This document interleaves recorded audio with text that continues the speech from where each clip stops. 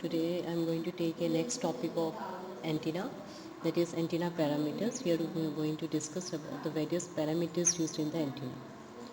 The first parameter which I am going to discuss about here, the radiation pattern.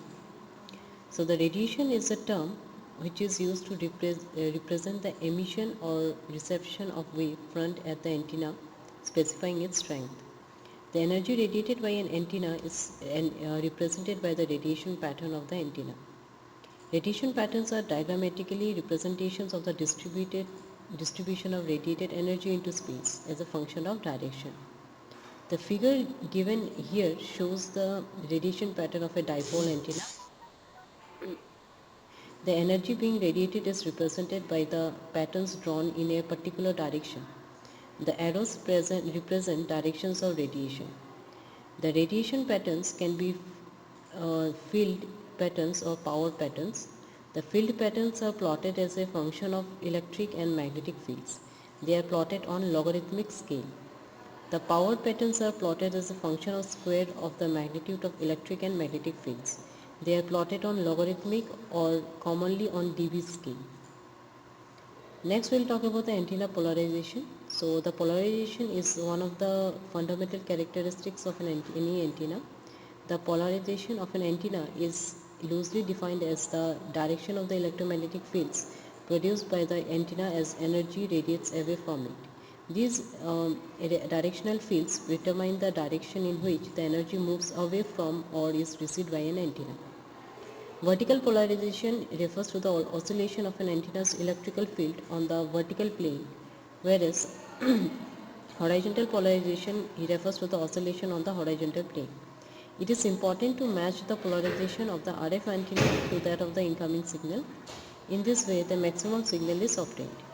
If the RF antenna polarization does not match that of the signal, there is a corresponding decrease in the level of the signal. It is reduced by a factor of cosine of the angle between the polarization of the RF antenna and the signal. Next we'll talk about the antenna bandwidth. The bandwidth of an antenna refers to the range of frequencies over which the antenna can operate correctly. The antenna's bandwidth is the number of hertz for which the antenna will exhibit an SWR less than 2:1. The bandwidth can also be described in terms of percentage of the center frequency of the band, which is given as bandwidth equal to 100 into fH minus fL, that is high frequency minus low frequency upon center frequency. So fH is the highest frequency in the band, fL is the lowest frequency in the band, and fc is the center frequency in the band. In this way, bandwidth is constant relative to frequency. If bandwidth was expressed in absolute units of frequency, it would be different depending upon the center frequency. So different types of antennas have different limitations. Next we'll talk about the antenna beam width. So antenna's beam width is usually understood to mean the half power beam width. The peak radiation intensity is found, and then the points on either side of the peak which represent half of the power of the peak intensity are located. The angular distance between the half power points is defined as the beam width. Half the power expressed in decibels is 3 dB, so the half power beam width is sometimes referred to as the 3 dB beam width. Both horizontal and vertical beam widths are usually considered. Assuming that most of the radiated power is not divided into side lobes, and then the directive gain is inversely proportional to beam width. As the beam width decreases, the directive gain increases.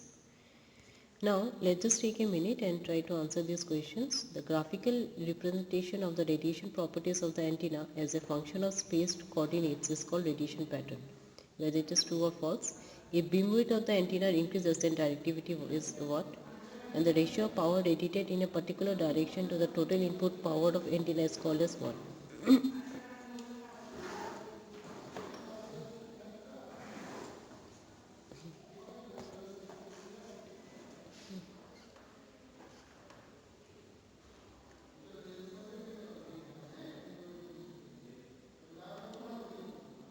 The graphical representation of the radiation properties of the antenna as a function of space coordinates is called as radiation pattern.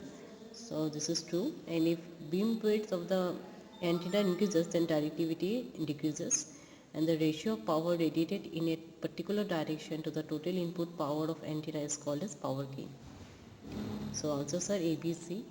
Now let's just move forward and talk about next step, the next parameter of an antenna. Then we will talk about the antenna directivity. So according to the standard definition, the ratio of maximum radiation intensity of the subject antenna to the radiation intensity of an isotropic antenna or reference antenna. Isotropic antenna means what? Here in this type of antenna, it radiates energy in only one direction. So the radiation intensity of the subject antenna to the radiation intensity of an isotropic antenna radiating the same total power is called as the directivity. So an antenna radiates power, but the direction in which it radiates matters much. The antenna whose performance is being observed is termed as subject antenna. Its radiation intensity is focused in a particular direction while it is transmitting or receiving. Hence the antenna is said to have its directivity in that particular direction. The ratio of radiation intensity in a given direction from an antenna to the radiation intensity averaged over all directions is termed as directivity. If that particular direction is not specified, then the direction in which maximum intensity is observed can be taken as the directivity of that antenna. The directivity of a non-isotropic antenna is equal to the ratio of the radiation intensity in a given direction to the radiation intensity of the isotropic source. Now, the radiated power is a function of the angular position and radial distance from the circuit, and hence the antenna directivity is expressed by considering both the terms theta and phi. So directivity is given as maximum radiation intensity of subject antenna upon radiation intensity of an isotropic antenna. It is denoted by directivity is given by D equal to phi of theta comma phi max from subject antenna and phi naught from an isotropic antenna.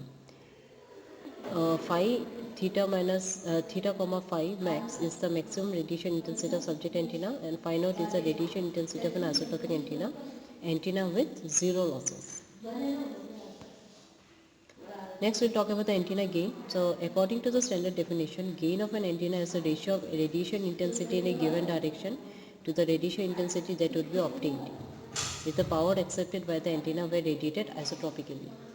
Simply gain of an antenna takes the directivity of antenna into account along with its effective performance. If the power accepted by the antenna was radiated isotropically, that means in all directions, then the radiation intensity can be taken as a referential. The term antenna gain describes how much power is transmitted in the direction of peak radiation to that of an isotropic source. Gain is usually measured in dB. Unlike directivity, antenna gain takes the losses that occur also into account and hence focuses on the efficiency. The equation of gain G is given as eta ED. So G is the gain of the antenna, eta E is the antenna's efficiency, and D is the directivity of the antenna. The unit of gain is basically decibel, or it is also called as dB. Now let's just take a minute and try to answer this question. The ratio of radiation intensity in a given direction from antenna to the radiation intensity of all direction is called as what? Antenna is dashed communication, and in an antenna the lower frequency limit is determined by pattern, gain or impedance, whether it is true or false.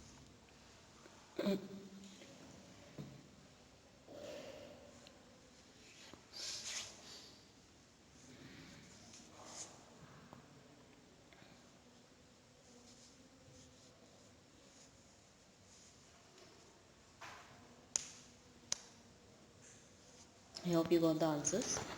So the ratio of radiation intensity in a given direction from antenna to the radiation intensity of all direction is called as directivity.